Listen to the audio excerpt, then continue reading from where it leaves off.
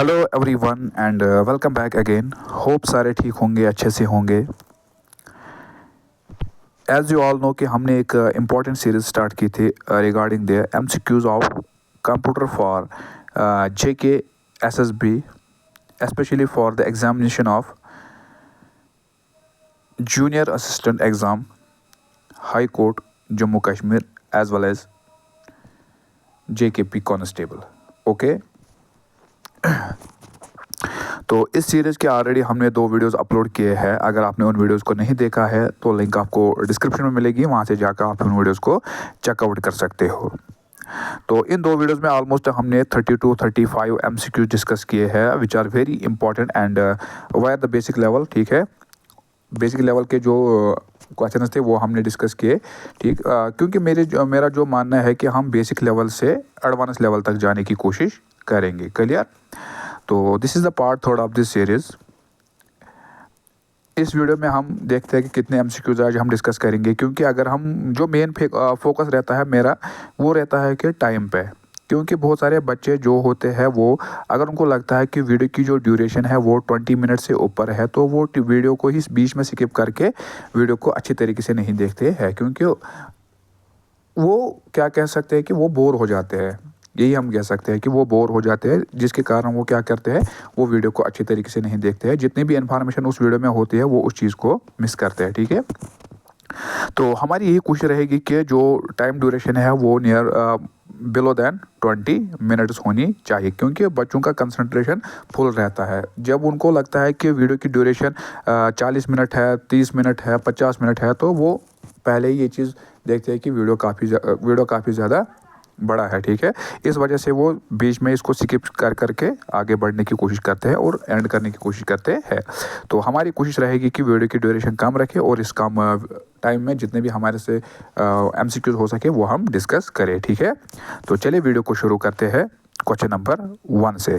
So question number 1 is that is metal और plastic case that holds the internal components of computer is called. ठीक है, तो क्या पूछा गया क्वेश्चन में आप लोगों से ये पूछा गया है कि जो प्लास्टिक या मेटल केस होता है, ठीक है, यानी कंप्यूटर में जो मेटल या प्लास्टिक केस होता है उसका काम क्या होता है। ठीक है, तो उसका यही काम होता है कि जितने भी कंप्यूटर में इंटरनल कंपोनेंट्स होते हैं उनको होल्ड करना। दिस इज द वर्क, या हम कह सकते हैं कि ये काम है किस चीज़ का, वो मेटल या प्लास्टिक केस का। ठीक है, तो उसको और हम क्या कहते हैं। क्वेश्चन में यही पूछा गया है कि जो मेटल या प्लास्टिक केस होता है जो इंटरनल कंपोनेंट्स ऑफ कंप्यूटर को होल्ड करता है उसको और हम क्या कहते हैं।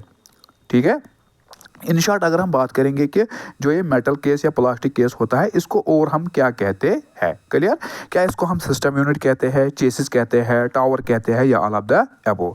सो option number D that is all of the above is the correct answer for this question. Clear? तो इसको और हम कहते हैं सिस्टम यूनिट, इसको और हम कहते हैं चेसिस, इसको हम कहते हैं टावर भी। Clear? So option number D is the correct answer for this question that is all of the above. So option number D. Clear ये चीज़? क्योंकि जो ये मेटल या प्लास्टिक केस होता है इसको हम सिस्टम यूनिट भी कहते हैं, इसको हम चेसिस भी कहते हैं, इसको हम टावर भी कहते हैं। ये सभी जो जितने भी इंटरनल कंपोनेंट्स होते हैं ये किस में होते हैं, इन तीनों में, या हम कह सकते हैं सिस्टम यूनिट में। इसको हम चेसिस भी कह सकते हैं, इसको हम टावर भी कह सकते हैं। यानी इनका काम क्या होता है, to hold the internal components of computer. Clear ये चीज़? कोई कन्फ्यूजन नहीं यहाँ तक? अगर आपको कन्फ्यूजन है तो आप कमेंट सेक्शन में आप बता सकते हो। क्लियर? और आप यहाँ पे देख सकते हो कि अगर आप मैं जितने भी यहाँ पे एमसीक्यू डिस्कस करूँगा आपको ये चीज़ बताना है कि आपको चाहे हम 10 एमसीक्यू डिस्कस करेंगे, चाहे हम 12 करेंगे, चाहे हम 13 करेंगे, यू हैव टू आंसर के how many of you got the correct. ठीक है, यानी कितने आपको करेक्ट हुए आउट ऑफ द जितने हम डिस्कस करने वाले हैं, तो उससे पता चलेगा कि आपकी जो प्रिपरेशन लेवल है वो किस हद तक ठीक है। Clear? So option number D, that is all of the above is correct answer for this question. So question number 2 that is mother of human readable computer. तो आप लोगों को बताना है कि mother of human readable computer कौन है। क्या वो एडा लवलेस है, ग्रेस हॉपर है, मैडम लिंडसे है, या इनमें से कोई भी नहीं। So option number B that is Grace Hopper is the correct answer for this question. Clear? So question number 3 that is which of the following is not the application, यानी जो आपके पास ऑप्शंस है कैड है, structural engineering है या smart weapons है, या इनमें से कोई भी नहीं। ठीक है, यहाँ पे नॉन भी लिखा है। तो आपको इन तीनों में से ये चीज़ बताना है कि विच of the following is not the application of computer, यानी इनमें से एक ऑप्शन है, चाहे ये है, चाहे ये है, चाहे ये है, वो कौन सी ऑप्शन है जो कि इनमें से नहीं है एप्लीकेशन ऑफ कंप्यूटर। ठीक है, इन the field of engineering design, यानी किस फील्ड में, इंजीनियरिंग डिज़ाइन में। क्या वो कैड है, स्ट्रक्चरल इंजीनियरिंग है, स्मार्ट वेपन्स है, या इनमें से कोई भी नहीं। तो देखिए कैड की बात करेंगे, CAD is an application of computer in the field of engineering design. Clear. इसके बाद बात करेंगे स्ट्रक्चरल इंजीनियरिंग की, तो ये भी है एप्लीकेशन किसका, कंप्यूटर की। ठीक है, यानी ये भी एप्लीकेशन है कंप्यूटर की, किस फील्ड में, इंजीनियरिंग डिज़ाइन में। और इसके बाद है स्मार्ट वेपन। ठीक है, तो स्मार्ट वेपन की अगर बात करेंगे, this is not the application of computer in the field of engineering design. ठीक है, तो ये एक क्या है, मिलिट्री एप्लीकेशन है which is used for military purposes. Clear, ये चीज़ आप याद रखिए, ये भी आपको एग्जाम में पूछा जा सकता है। तो आगे बढ़ते हैं क्वेश्चन नंबर 4 की तरफ। वो है कि internal bus which connects internal components of computer is also called as. तो यहाँ पे एक और क्वेश्चन है कि इंटरनल बस के बारे में आपको क्वेश्चन पूछा गया। आपने वो बसेस पढ़ी होंगे, ठीक है, जिसमें इंटरनल बसेस आते हैं, एक्सटर्नल बसेस आते हैं। तो इनका काम क्या होता है कि जितने भी इंटरनल कंपोनेंट्स होते हैं कंप्यूटर को, उनको आपस में कनेक्ट करना। यहाँ पे भी क्वेश्चन में यही सब पूछा गया है कि internal bus which connect the internal components of computer, यानी जो इंटरनल बस है जो क्या करता है, जिसका क्या काम होता है, जितने भी इंटरनल कंपोनेंट्स होते हैं कंप्यूटर के, उनको आपस में कनेक्ट करना। ठीक है, तो अब ये पूछा गया है कि जो ये इंटरनल बस है इसको और हम क्या कहते हैं। ठीक, क्या इसको हम मेमोरी बस कहते हैं, क्या इसको हम लोकल बस कहते हैं, क्या इसको बैक साइड बस कहते हैं, क्या, या इनमें से कोई भी नहीं। तो देखिए अगर हम बैक साइड बस की बात करेंगे, इसको हम बैक साइड बस नहीं कहते हैं। ठीक है, तो फिर क्या कहते हैं हम इसको हम कहते हैं फ्रंट साइड बस। क्या कहते हैं हम, फ्रंट साइड बस। किसको, इंटरनल बस को हम फ्रंट साइड बस कहते हैं। यानी बैक साइड यहाँ पे ऑप्शन में है, तो ये ऑप्शन में नहीं है। इंटरनल बस को हम नहीं कहते हैं बैक साइड बस, फिर क्या कहते हैं हम इसको, फ्रंट साइड बस। ठीक है, मेमोरी बस कहते हैं, ठीक है, लोकल बस भी कहते हैं, बट बैक साइड बस नहीं कहते हैं। क्या कहते हैं इसको, फ्रंट साइड बस। क्लियर, इंटरनल बस को हम मेमोरी बस कहते हैं, लोकल बस कहते हैं और फ्रंट साइड बस कहते हैं, लेकिन ऑप्शन में है क्या, back side bus. So option number D that is both A and B is the correct answer for this particular question. Clear. इसके बाद है question number 5 that is how many bytes does 4 kilobytes represent. ठीक है, तो आप लोगों को बताया गया है कि एक यानी 4 किलोबाइट्स में कितने बाइट्स होते हैं। क्लियर, तो सबसे पहले हम डिस्कस करेंगे कि यूनिट्स ऑफ मेमोरी। ठीक है, तो अगर हम यूनिट्स ऑफ मेमोरी करेंगे कि जो स्मॉलेस्ट यूनिट ऑफ मेमोरी है उसको हम कहते हैं बिट, यानी bit is considered as the smallest unit of memory. Clear, यानी बिट किसके इक्वल होता है, ये इक्वल होता है 2 क्रम्ब्स के बराबर। ये चीज आप याद रखें, कितने क्रम्ब्स के बराबर होता है, 2 क्रम्ब्स के बराबर। फिर आता है इसके बाद निबल। क्या आता है, निबल। ओके, क्या आता है, निबल। निबल होता है 4 बिट्स के बराबर। क्लियर, ये चीज। फिर आता है बाइट। क्या आता है, बाइट। बाइट आता है, ये कितने के बराबर होता है, ये होता है 8, एक सेकेंड, बाइट। बाइट कितने बराबर होता है, 8 बिट्स के बराबर।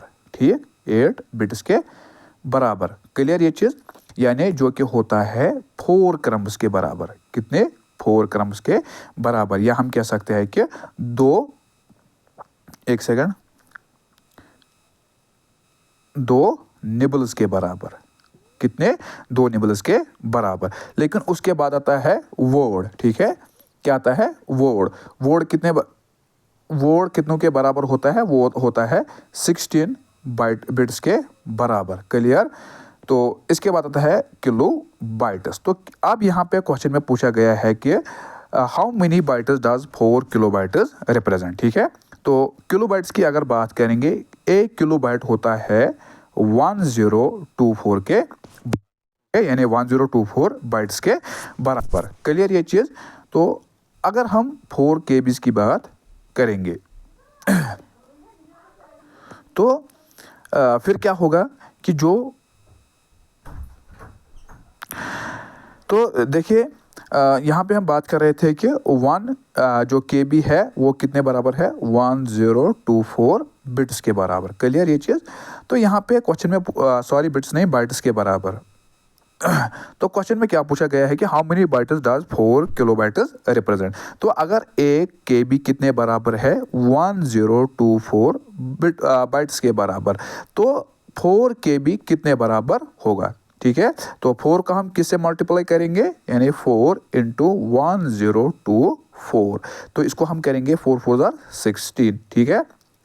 तो ऐसे करेंगे, एक second, 1024 into 4, 4 4 jar 16, that means 1 is carry, 4 jar 8 हो गया 9। क्लियर। 400 4 जार 4, तो कितने आ गया 4096। सो ऑप्शन में है, बिल्कुल है 4096। ठीक है।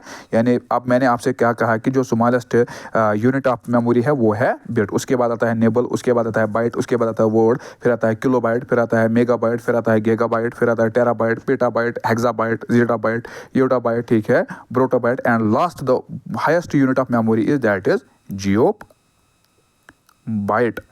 क्लियर। ये चीज़ आप याद रखें, which is equal to 1024 brontobyte. Clear. तो आगे बढ़ते हैं क्वेश्चन नंबर 6 की ओर। सो वो पूछा गया है कि विच of the following is not one of the internal components of CPU। तो इनमें से बताना है कि वो कौन सी ऑप्शन है जो कि इंटरनल कंपोनेंट नहीं है किसका, वो है किसका, CPU का, यानी जिसको हम कहते हैं सेंट्रल प्रोसेसिंग यूनिट, जिसको और हम कहते हैं ब्रेन ऑफ कंप्यूटर, या हम इसको कह सकते हैं हार्ट ऑफ कंप्यूटर। ठीक है। तो ये ऑप्शन, ये क्वेश्चन मैंने ऑलरेडी डिस्कस किया बहुत बार इसके रिलेटेड। ठीक है। तो इस क्वेश्चन में इस क्वेश्चन का जो करेक्ट आंसर है वो है option number D, that is floppy disk. Clear. यानी floppy disk is not one of the internal components of CPU and rest of the options are the components of CPU। Clear. तो question number 7 that is 5 main components of computer, यानी अब हमने बताना है कि main 5 components of computer. Clear. तो option number पे अगर हम ऑप्शन नंबर A की बात करेंगे तो these are not the 5 components of computer. Clear. तो ऑप्शन नंबर B की बात करेंगे तो ये भी नहीं है। तो अगर हम ऑप्शन नंबर C की बात करेंगे, ऑप्शन नंबर C में क्या पूछा गया है, CPU is the main component of computer. Clear. तो मेमोरी की बात करेंगे वो भी है मेन, क्या है, मेन कंपोनेंट ऑफ कंप्यूटर। तो सिस्टम बस की बात करेंगे। ठीक है। यानी सिस्टम जिसमें इंटरनल बसेस आते हैं, जिसमें क्या आता है, जिसमें एक्सटर्नल बसेस आते हैं। तो आपने ये चीज़ पढ़ा होगा। तो ये भी है कंपोनेंट किस चीज़ का, कंप्यूटर का। तो इनपुट और आउटपुट की अगर बात करेंगे तो these are the components of computer. Clear. So option number C, that is CPU, memory, system bus, input and output are the 5 main components of computer। Clear ये चीज़, कोई कंफ्यूजन नहीं यहाँ तक।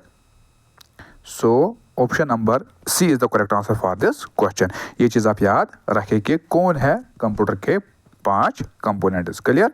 तो इसके बाद है question number 8 that is which of the following is the best fire extinguisher for the IT, यहाँ पे 8 नहीं, ये है IT इक्विपमेंट्स। तो कौन सा बेस्ट फायर एक्सटिंग्विशर है किसके लिए, IT इक्विपमेंट्स के लिए। क्या ड्राई पाउडर है, क्या ब्रोमोक्लोराइड है, कार्बन डाइऑक्साइड है, या इनमें से या वाटर है। So option number C that is water is the, यानी sorry carbon dioxide CO2 is the best extinguisher for IT equipments. Clear ये चीज़। इसके बाद है क्वेश्चन नंबर 9। तो क्वेश्चन नंबर 9 की अगर बात करेंगे व्हाट इज यूनिवैक इज। तो यूनिवैक की बात करेंगे तो यूनिवैक का मतलब है यूनिवर्सल ऑटोमेटिक कंप्यूटर। क्या है इसका नाम, universal automatic computer and is first journal electronic computer. ये चीज़ भाई आप याद रखिए। क्लियर ये चीज़। तो these are the handwritten notes. तो मैं हर एक चीज़ को यहाँ पे क्या इंसर्ट करने की कोशिश कर रहा हूँ, हर एक चीज़ को इनकॉर्पोरेट करने की कोशिश कर रहा हूँ, क्योंकि मैं नहीं चाहता कि आपसे कोई भी क्वेश्चन यहाँ पे छूटे। क्लियर। तो इसके अलावा अगर हम बात करेंगे यो यूनिवैक है, इसको बनाया गया था कब? 1951 में। क्लियर। लेकिन यहाँ पे आप लोगों के लिए एक क्वेश्चन है कि who has made this UNIVAC, ठीक है। यानी यहाँ पे 2 पर्सन थे जिन्होंने इस चीज़ को बनाया था, तो आपको इस चीज़ का आंसर कमेंट सेक्शन में देना होगा। आई विल बी वेटिंग कि whose answer will be correct, ठीक है। इसके बाद है question number 10, that is why are vacuum tubes also called valves, ठीक है। तो यहाँ पे पूछा गया है कि जो वैक्यूम ट्यूब्स है इनको वेल्व्स क्यों कहते हैं? Because they can amplify the weak signals and made them strong. तो ये ऑप्शन क्या है? बिल्कुल गलत। इसके बाद है बिकॉज दे कैन स्टॉप और allow the flow of current, both none of the above. तो इस क्वेश्चन का जो करेक्ट आंसर रहेगा वो रहेगा option number B, that is कि जो वैक्यूम ट्यूब्स होते हैं जिनको फर्स्ट जनरेशन ऑफ कंप्यूटर में इस्तेमाल किया गया था, इनको क्या हम कहते हैं? वेल्व्स, ठीक है। क्योंकि इनका क्या काम होता है? दे कैन स्टॉप और allow the flow of current, यानी जो करंट की फ्लो होती है उसको, इसका यही काम होता है, या इनको अलो करना या इनको रोकना। क्लियर ये चीज़। इसी वजह से इनको पहले जनरेशन जो कंप्यूटर की फर्स्ट जनरेशन थी इसमें इस्तेमाल किया गया था। क्लियर। तो question number 11, that is which of the following IC was used in the third generation of computers, ठीक है। तो एक सेकेंड। तो क्या पूछा गया क्वेश्चन में ये चीज़ पूछा गया है कि विच ऑफ द फॉलोइंग IC का मतलब क्या होता है? Integrated chip. क्या होता है? Integrated chip. यानी इनमें से वो कौन सी IC थी, integrated chip, that was used in third generation computers. यानी थर्ड जनरेशन कंप्यूटर्स में कौन सी क्या इंटीग्रेटेड चिप्स इस्तेमाल की गई थी? क्या वो SSI की गई थी, MSI, LSI या बोथ A एंड B, ठीक है। तो देखिए अगर हम बात करेंगे SSI की, ठीक है, तो SSI जो है जो SSI है या और MSI है, तो इनका इस्तेमाल किस में किया गया था? बोथ SSI और MSI का इस्तेमाल किया गया था किस में? यानी थर्ड जनरेशन कंप्यूटर्स में। यानी जो इंटीग्रेटेड चिप्स है SSI और MSI, इनका इस्तेमाल किया गया था किन में? थर्ड जनरेशन ऑफ कंप्यूटर्स में, LSI का नहीं। So option number D is the correct answer for this question, that is both A and B। Clear. तो इस तरह से अगर हम बात करेंगे जो फर्स्ट जनरेशन कंप्यूटर्स थे, ठीक है, फर्स्ट जनरेशन कंप्यूटर्स, तो इनमें किसका इस्तेमाल किया गया था? इनमें इस्तेमाल किया गया था वैक्यूम ट्यूब्स का। किसका? वैक्यूम ट्यूब्स का। तो सेकंड जनरेशन की अगर बात करेंगे, सेकंड जनरेशन कंप्यूटर्स में किसका इस्तेमाल किया गया था? वो किया गया था IC का, that is integrated chips. Sorry, second generation में किया गया था ट्रांजिस्टर्स का। किसका? ट्रांजिस्टर्स का। थर्ड जनरेशन में किसका किया गया था? IC यानी इंटीग्रेटेड चिप्स का, ठीक है। इस तरह से अगर हम फोर्थ की बात करेंगे उसमें किया गया था very large integrated chips, very large integrated chips, किसमें? फोर्थ जनरेशन में। इसी तरह अगर हम फिफ्थ जनरेशन की बात करेंगे उसमें इस्तेमाल किया गया था ultra large scale integrated chips. ये चीज़ आप याद रखिए। क्लियर। तो इसके बाद बात करेंगे कि question number 12, the first firm to mass market as a microcomputer as personal computer was. तो देखिए सबसे पहले अगर हम बात करेंगे जो पहला पर्सनल कंप्यूटर बनाया गया था जिसको हम अपने लिए यूज़ करते थे, यानी हम इसको किसी भी जगह ले जा सकते थे, ठीक है।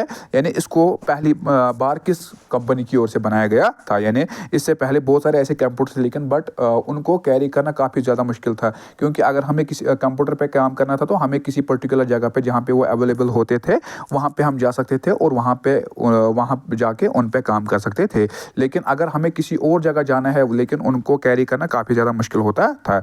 तो उसके बाद क्या हुआ था? उसके बाद PCs का इस्तेमाल यानी पर्सनल कंप्यूटर्स का इस्तेमाल किया गया। यानी इस्तेमाल नहीं, उनके बाद PC का जो PC है इनके इन्वेंशन हुई और उसके बाद लोग इनको अपने यूज़ के लिए इस्तेमाल करते थे। यानी अगर वो किसी भी जगह जाना चाहते थे, दुनिया के किसी भी जगह जाना चाहते थे तो इनको वो अपने साथ कैरी करते थे। तो क्या वो IBM थी, सुपर यूनिवैक, ठीक है, रेडियो शॉक्स, या इनमें से कोई भी नहीं? सो ऑप्शन नंबर C, यहाँ पे मैंने लिखा है D, यानी option number C, that is radio shockers, ठीक है, रेडियो SHACKS, यानी रेडियो शॉकर्स वो कंपनी थी जिन्होंने पहली बार क्या किया था, पर्सनल कंप्यूटर्स को बनाया था। क्लियर ये चीज़ आप याद रखिए। ओके, इसके बाद question number 13 and the last question of this session, that is the central processing unit is located in. तो सेंट्रल प्रोसेसिंग यूनिट को और हम क्या कहते हैं, CPU, यानी इसको हम कहते हैं कंट्रोल यूनिट भी कहते हैं। क्या इसको कहते हैं, कंट्रोल यूनिट, ठीक है, ब्रेन ऑफ कंप्यूटर, ठीक है, ब्रेन ऑफ कंप्यूटर या हार्ट ऑफ कंप्यूटर हम इसको कहते हैं। लेकिन लोकेट कहाँ पे होता है, क्या ये हार्ड डिस्क में लोकेट होता है, क्या सिस्टम में लोकेट होता है, सिस्टम यूनिट में, क्या ये मॉनिटर में या मेमोरी यूनिट में। क्लियर, तो इस चीज़ ये जो इस क्वेश्चन का जो आंसर है वो है क्या है, that is option number B, वो है सिस्टम यूनिट। क्या है, सिस्टम यूनिट, यानी ये कहाँ पे लोकेटेड होता है, सिस्टम यूनिट में। So option number B is the correct answer for this question. Clear, so that was all about today's video, hope you like this. अगर आप लोगों को वीडियो पसंद आया तो वीडियो को लाइक कीजिए, कमेंट कीजिए और अपने फ्रेंड्स के साथ शेयर कीजिए और मुझे अपने दुआओं में याद रखिए। मिलते हैं इंशाल्लाह नेक्स्ट वीडियो में, तब तक के लिए अल्लाह हाफिज़।